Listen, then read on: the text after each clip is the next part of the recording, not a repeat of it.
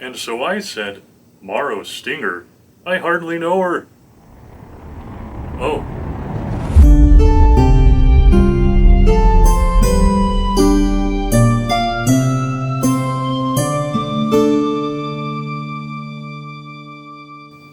Hello and welcome, I'm Blast Shark, and if you're planning on painting Marro, you should know this technique.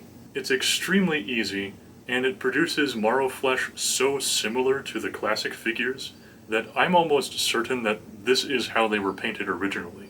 The key to this technique is an enamel wash.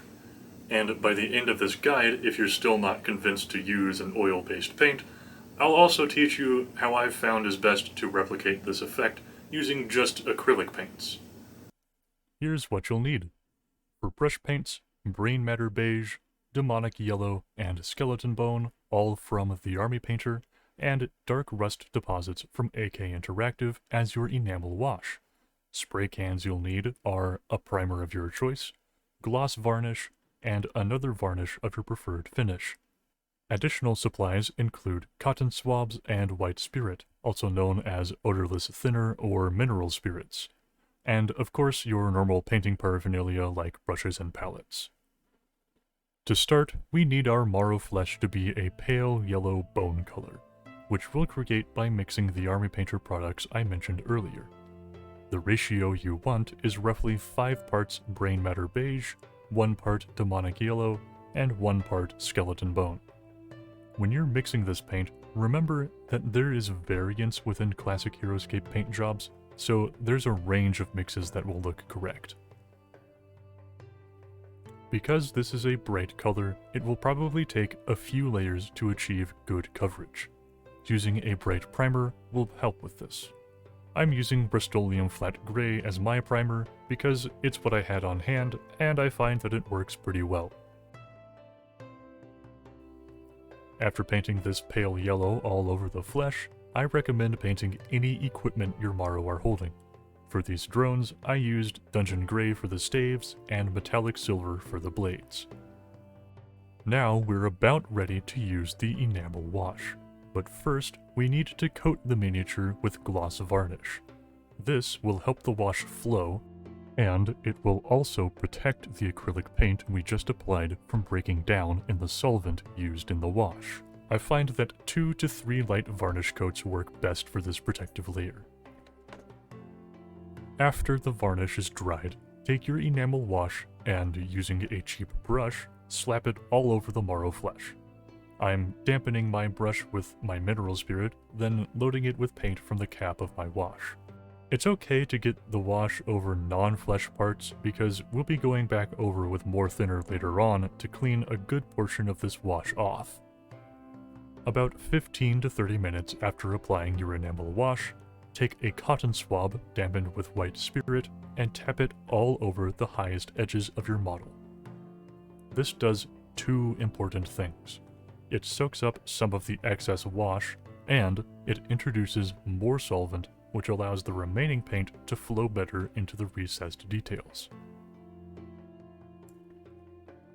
If you're using a standard cotton swab like I am, make sure you're only tapping the model and not scrubbing. If you scrub, cotton fibers tend to break loose from the swab and stick to the wet paint, but tapping motions are more gentle and don't cause the swab to tear apart. After this step, it may take several hours to dry completely, at which point all you need to do is seal the model using your preferred varnish. And that's all there is to it. Just a series of sprays and a few products applied all over, and your Marro look fantastic. There's one last thing I'll note about this method before moving on. This effect looks better and is easier the sharper the details are on your model. You can see on this repainted Marro warrior that this effect is noticeably more defined by its contours.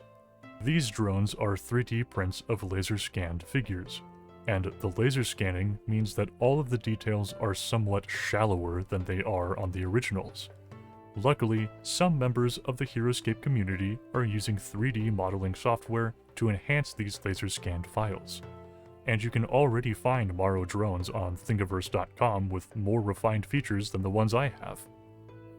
Additionally, I have faith that any new Marro figures released by Renegade Game Studios will be detailed sharply enough for this effect to look especially good on them.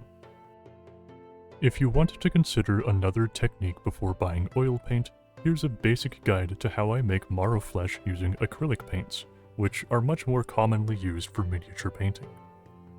In contrast to the oil wash method, we're going to start with red and then layer the pale yellow on top of it.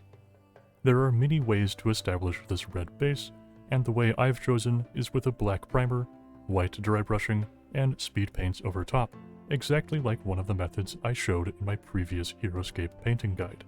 I'm actually using 2 speed paints for this effect to add an extra layer of interest to the colors, but this is completely optional.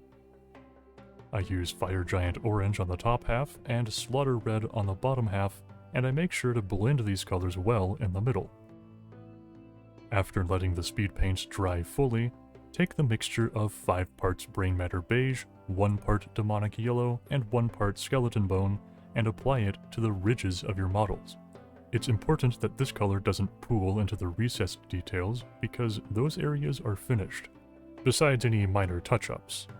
And once you finish this layer and the equipment, your paint job is done. Just seal it with your preferred varnish and it'll be ready for years of gaming. When emulating Marro flesh with acrylic paints, I advise that you don't use washes, because any time I've used them or seen them used, they tended to tone down the pale yellow into a muddy orange, and then you have to go back over top to re-establish that color. Painting in layers like this means you don't have to re-establish your color, and it also gives you more control over every color and shape you paint at every step. If you found this guide helpful, I would appreciate you subscribing and pressing the like button so I know to make more painting guides for you all. If you have any questions, I'll be happy to answer them in the comments. I hope to see lots more fantastic looking Marro after this, and as always, have fun painting.